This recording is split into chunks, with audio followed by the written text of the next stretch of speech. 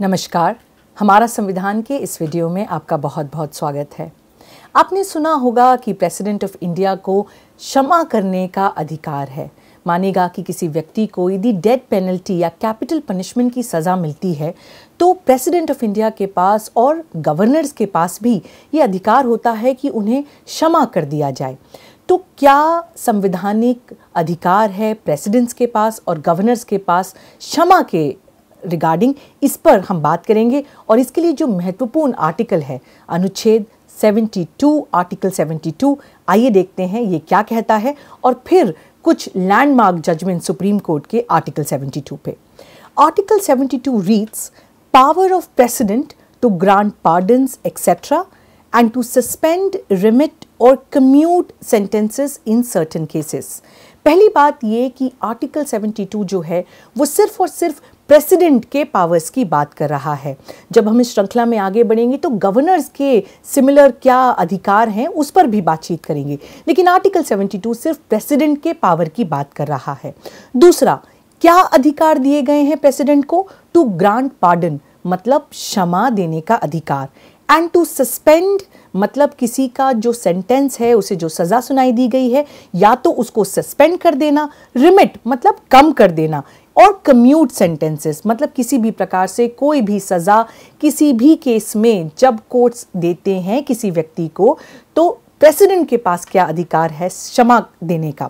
देखिए, ये जो प्रेसिडेंट के पास क्षमा देने का अधिकार है ये कहीं ना कहीं हमने बाकी संविधानों को ध्यान में रखते हुए दिया। तो अमेरिका में जहां प्रेसिडेंट के पास ये अधिकार होता है जिसे हम कहते हैं क्लेमेंसी पावर, वहीं पे यूके में क्राउन के पास या जिसे कहा जाए रानी के पास ये अधिकार होता है कि क्षमा करने का। लेकिन ब्रिटेन और अमेरिका में एक बेसिक डिफरेंस है। जहां अमेरिका में प्रेसिडेंट का क्लेमेंसी का या क्षमा करने का अधिकार एक तरह से संवैधानिक अधिकार माना गया, वहीं ब्रिटेन या यूके में रानी का या क्वीन का या क्राउन का ये अधिकार जो है वो एक रॉयल प्रोरोगेटिव माना गया।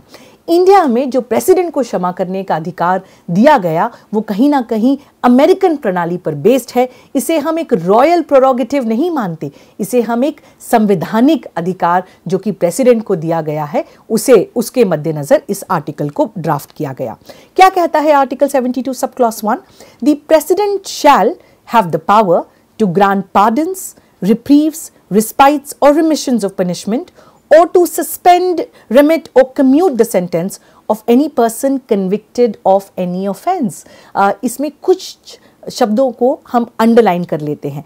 पहली बात तो ये the president shall have the power, मतलब ये प्रेसिडेंट का जो पावर है इसे शैल करके लिखा गया है।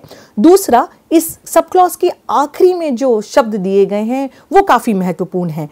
Of any person convicted of any offence मतलब किसी भी व्यक्ति को किसी भी सज़ा के लिए जब जिसे कहा जाए सज़ा सुनाई जाती है तो किसी भी ऑफेंस के लिए सुनाई गई हो, प्रेसिडेंट का पावर होगा कि उसे क्षमा कर दे, उसे कम कर दे, उसे किसी प्रकार से बदल दे। ये सारे अधिकार प्रेसिडेंट के पास होंगे। Article 72 sub clause 1A says in all cases where the punishment or sentence is by a court martial, B, in all cases where the punishment or sentence is for an offense against any law relating to a matter to which the executive power of the union extends, C, in all cases where the sentence is a sentence of death। तो किस प्रकार के offences के लिए क्षमा किया जा सकता है? A, B और C में जो कैटेगरीज दी गई हैं, तो एक तरह दिया गया सब क्लॉज 1 में एक ब्रॉड फ्रेज कि किसी भी व्यक्ति का पनिशमेंट ऑफेंस कम किया जा सकता है, क्षमा किया जा सकता है, लेकिन उसमें जो क्वालिफायर्स हैं वो ये कि वो ऑफेंस A, B या C कैटेगरी में फॉल होना चाहिए। तो A कैटेगरी में मतलब ये कि जहाँ पे भी किसी भी प्रकार के कोर्ट मार्शल के द्वारा कोई पनिशमेंट दिया गया है। हम जानते हैं कि प्रेसिडेंट ऑफ इंडिया जो हैं वो तीनों डिफेंस फोर्सेस के चीफ माने जाते हैं और इसलिए कोर्ट मार्शल मतलब जैसे आर्मी में यदि कोई व्यक्ति कोई अपराध करता है तो उसके लिए अलग प्रक्रिया होती है, वो matters normal court of law में नहीं जाते। इसी प्रकार से नेवी में और एयरफोर्स में, तो यदि ये तीनों डिफेंस फोर्सेस में भी किसी व्यक्ति को सज़ा सुनाई जाती है कोर्ट मार्शल के तहत तो भी प्रेसिडेंट के पास अधिकार होगा। दूसरा, किसी भी ऐसे मामले में जहां पे दी executive power of the union x tends. इसका क्या मतलब, हम जानते हैं कि यूनियन लिस्ट में जो कानून, जो विषय दिए गए हैं उस पर सिर्फ पार्लियामेंट कानून बना सकता है और उन सब पर एग्जीक्यूटिव एक्शन जो है वो prime minister and his council of ministers ले सकते हैं। तो इसका रिवर्स यहाँ पे दिया गया है कि चूंकि प्रेसिडेंट ऑफ इंडिया जो है वो एग्जीक्यूटिव के हेड हैं, ऐसी कोई भी एक्शन जिस पे यूनियन गवर्नमेंट का अधिकार है, वहां पे ऐसे किसी लॉ पे जो पार्लियामेंट बना सकता है, इन सारे मामलों पे प्रेसिडेंट जो है वो क्षमा दे सकते हैं। और आखिरी, in all cases where the sentence is a sentence of death, जब कभी किसी भी प्रकार से कैपिटल पनिशमेंट या जिसे कहा जाए कि डेथ सेंटेंस सुनाया जा रहा है, वो सारे केसेस में प्रेसिडेंट के पास क्षमा करने का अधिकार होगा। सब क्लॉज 2 क्या कहता है? Nothing in sub clause A of clause 1 shall affect the power to suspend, remit or commute a sentence of death exercisable by the governor of a state under any law for the time being in force। मतलब इस article में जो चीज़ें लिखी गई हैं वो किसी भी प्रकार से गवर्नर के अधिकार को के साथ हस्तक्षेप नहीं करेंगी। गवर्नर के क्या अधिकार है इसे हम आगे आने वाले वीडियोस में देखेंगे, लेकिन कुल मिला के ये कि प्रेसिडेंट का क्षमा करने का अपना अधिकार क्षेत्र और उसी प्रकार से गवर्नर का अपना अधिकार क्षेत्र, और ये दोनों जो हैं वो एक दूसरे में इंटरफेयर नहीं करेंगे। Though power is vested in the president, it has to be always exercised on the advice of Home Minister। ये बात ध्यान रखना जरूरी है कि प्रेसिडेंट इस आर्टिकल के अंतर्गत जब किसी व्यक्ति को क्षमा देते हैं तो वो अपने डिस्क्रेशन पे नहीं, वो होम मिनिस्टर की एडवाइस पर ही काम करते हैं। और ये भी महत्वपूर्ण बात कि किसी व्यक्ति को क्षमा देने के पहले ज़रूरी नहीं कि उसको ओरल हियरिंग दी जाए, मतलब उस व्यक्ति की सुनवाई हो। बिना सुनवाई के भी प्रेसिडेंट क्षमा दे सकते हैं या क्षमा देने से इनकार कर सकते हैं। अब देखते हैं जल्दी से आर्टिकल 72 पे कुछ लैंडमार्क केसेस। देखिए, ये जो अधिकार है प्रेसिडेंट का क्षमा करने का, ये बड़ा ही महत्वपूर्ण अधिकार है। तो सुप्रीम कोर्ट ने अलग अलग फैसलों में कुछ इंपॉर्टेंट बातों को रखा जिन्हें समझना ज़रूरी है आर्टिकल 72 को पूर्ण तरीके से समझने के लिए। पहला important case, GV Ramaiah versus superintendent central jail, AIR 1974, supreme court, page number 31। इसमें सुप्रीम कोर्ट ने कहा कि जो मैटर्स सेक्शन 489A और 489D में दिए गए हैं इंडियन पीनल कोड के, चूंकि वो पार्लियामेंट के अधिकार क्षेत्र में आते हैं कि सिर्फ पार्लियामेंट या संसद उन पर कानून बना सकता है और सिर्फ जो सेंट्रल एग्जीक्यूटिव है, मतलब प्राइम मिनिस्टर और काउंसिल ऑफ मिनिस्टर्स, वो ही उस पर एक एग्जीक्यूटिव एक्ट ले सकते हैं।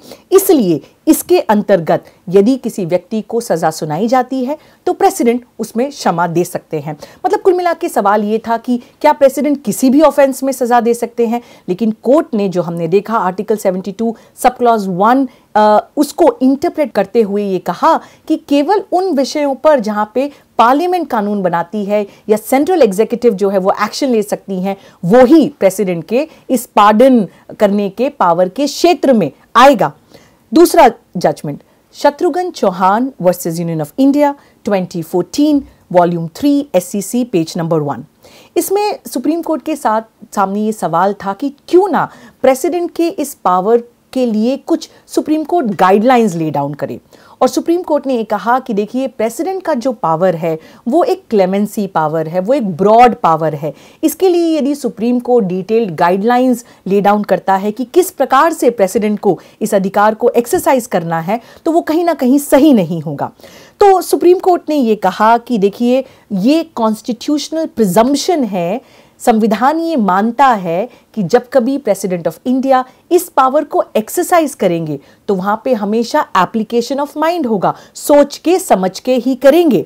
और दूसरी बात ये कि क्योंकि ये क्लेमेंसी पावर्स हैं, इसलिए ज्यादा विस्तृत गाइडलाइंस ले डाउन करने की आवश्यकता नहीं है। वैसे भी प्रेसिडेंट ऑफ इंडिया जो है वो हमेशा होम मिनिस्टर की एडवाइस पर ही काम करेंगे। तो यदि सुप्रीम कोर्ट प्रेसिडेंट को ये कहते हैं कि किस प्रकार से इस पावर को एक्सरसाइज करना है, तो वो कहीं ना कहीं संविधान की मंशा के खिलाफ होगा। तो गाइडलाइंस ले डाउन करने से सुप्रीम कोर्ट ने मना कर दिया। अगला इंपॉर्टेंट केस, इसमें ये केस आप में से कई लोगों ने सुना भी होगा, Yakub Abdul Razak Memon versus state of Maharashtra 2015 का ये केस है, वॉल्यूम 9 SCC पेज नंबर 252। इसमें जो मर्सी पिटिशन था, जो क्षमा प्रार्थी के लिए जो पिटिशन प्रेसिडेंट के सामने गया, वो व्यक्ति याकूब मेमन ने खुद ना लगा के उनके भाई ने लगाया। तो एक इंटरेस्टिंग सवाल खड़ा हुआ कि देखिए, जब प्रेसिडेंट के सामने मर्सी पिटिशन जाना है तो क्या उसी व्यक्ति को वो पिटिशन लगाना पड़ेगा? और सुप्रीम कोर्ट ने कहा जी नहीं, इसकी कोई आवश्यकता नहीं है। जिस व्यक्ति ने भी पिटिशन लगाया है वो यदि कन्विक्ट, जो व्यक्ति जेल में है, जो क्षमा मांग रहा है, उसके जानकारी, उसके नॉलेज के अनुसार लगाया है, तो ऐसा कोई रूल या रिक्वायरमेंट नहीं है कि उस व्यक्ति को स्वयं ही लगाना पड़ेगा। यदि वो व्यक्ति जेल में है, सजा काट रहा है, तो उसके परिजन जो हैं, उसकी जानकारी से, उसकी स्वीकृति से, उसकी कंसेंट से स्वयं भी प्रेसिडेंट के सामने मर्सी पिटिशन या क्षमा प्रार्थी का पिटिशन लगा सकते हैं। इसके बाद एक इंपॉर्टेंट और लैंडमार्क जजमेंट, कहर सिंह। देखिए, कहर सिंह के केस में कहर सिंह को सजा हुई थी इंदिरा गांधी जी की हत्या करने के लिए। सेक्शन 120B और सेक्शन 302 इंडियन पीनल कोड का उनके ऊपर लगाया गया। जब उन्हें सजा सुनाई गई तो उन्होंने प्रेसिडेंट के पास मर्सी पिटिशन लगाया, जिसे प्रेसिडेंट ने रिजेक्ट कर दिया। उसके बाद वो गए हाई कोर्ट, वो गए सुप्रीम कोर्ट, लेकिन कहीं पे भी उनकी सुनवाई नहीं हुई। इसके बाद एक मैटर उन्होंने लगाया SLP special leave petition article 136 के अंतर्गत सुप्रीम कोर्ट में, और सुप्रीम कोर्ट की 5 जजेस बेंच ने एक बहुत अहम फैसला दिया। सवाल ये था कहर सिंह में कि क्या यदि प्रेसिडेंट ये कहते हैं कि चूंकि कोर्ट्स ऑलरेडी इनको सजा सुना चुके हैं तो अब हम क्षमा नहीं दे सकते, तो क्या तरीका है, क्या नेचर है प्रेसिडेंट के पार्डन देने के अधिकार का? और कोर्ट ने कहा कि देखिए, कोर्ट्स कुछ भी फैसला दें, प्रेसिडेंट का जो पावर है वो कोर्ट्स से अलग है। यदि प्रेसिडेंट चाहें तो वो सारे मटेरियल को देख सकते हैं और सारे मटेरियल को देखने के बाद बिल्कुल अलग निर्णय पर आ सकते हैं। तो जहां कोर्ट्स ने कहा कि सजा तो होनी चाहिए, प्रेसिडेंट का अपना खुद का डिस्क्रेशन है, वो मटेरियल देखें, वो चाहें तो सुनवाई करें, ओरल हियरिंग की कोई कंपल्शन नहीं है, लेकिन सारा मटेरियल देखकर वो बिल्कुल अलग नतीजे पर भी आ सकते हैं। तो कुल मिला के कहर सिंह का केस इस पूरे आर्टिकल या डिबेट पे सबसे महत्वपूर्ण केस, क्योंकि उसमें यह कहा गया कि प्रेसिडेंट का पार्डन करने का, क्षमा करने का अधिकार जो है वो संविधान के तौर पर एक बिल्कुल डिफरेंट प्लेन पर है कोर्ट्स के अधिकारों के कंपैरिजन में। और यदि प्रेसिडेंट किसी व्यक्ति को क्षमा देते हैं तो वो एक प्रकार से कोर्ट्स के फैसले पर रिव्यू नहीं एक्सरसाइज कर रहे हैं, उसका प्लेन, उसका नेचर ही बिल्कुल ही अलग है। और फिर कहर सिंह ने फिर से इस केस के बाद जो है वो प्रेसिडेंट के सामने अपनी अर्जी लगाई। खैर, ये अलग बात है कि प्रेसिडेंट ने फिर से उसको रिजेक्ट कर दिया। तो ये प्रेसिडेंट का डिस्क्रेशन काफी महत्वपूर्ण, किस बेसिस पे ये एक्सरसाइज होगा ये प्रेसिडेंट ही तय करेंगे। अब आप में से कई लोग के जहन में ये सवाल आएगा कि बिल्किस बानो को लेकर अभी जो कंट्रोवर्सी हो रही है, कि जिसमें बिल्किस बानो के केस में जो 11 कॉन्विक्ट्स हैं जिनको सेंटेंस दिया गया, जिन्होंने 14 से 15 साल जेल में काटे, और गुजरात सरकार ने अब उनको एक तरह से जो कहा जाए कि खुला छोड़ दिया। ये ध्यान रखिएगा कि वो अधिकार जो स्टेट गवर्नमेंट्स का है उसकी पॉलिसी अलग रेगुलेट होती है। इस आर्टिकल में जो हम बात कर रहे हैं वो बात कर रहे हैं प्रेसिडेंट के संवैधानिक अधिकार का, कि जिस व्यक्ति को डेथ पेनल्टी है या किसी ऐसे ऑफेंस में जहां पे यूनियन पार्लियामेंट और यूनियन एग्जीक्यूटिव के पास पावर है, या फाइनली यदि कोर्ट मार्शल का कोई केस है, तो प्रेसिडेंट अपने डिस्क्रेशन से इन मामलों में क्षमा दे सकते हैं। क्या मेरी बात आप तक पहुंच पाई? ये बहुत महत्वपूर्ण आर्टिकल है, इस पे काफ़ी विवाद भी रहा, काफ़ी सारे जजमेंट सुप्रीम कोर्ट में आए। मेरी कोशिश की कुछ चुनिंदा केसेस को आपके सामने लेकर आऊं। आपके सवाल, आपकी बातें हमेशा की तरह ज़रूर बताइए कमेंट बॉक्स में। देखने के लिए बहुत बहुत धन्यवाद। मैं अधिवक्ता अवनी बंसल। द वायर के और वीडियोस देखने के लिए सब्सक्राइब करें और बेल आइकन पर क्लिक करें। स्वतंत्र पत्रकारिता की आर्थिक मदद करने के लिए डिस्क्रिप्शन में दिए गए लिंक पर जाएं और अपनी राशि चुनें।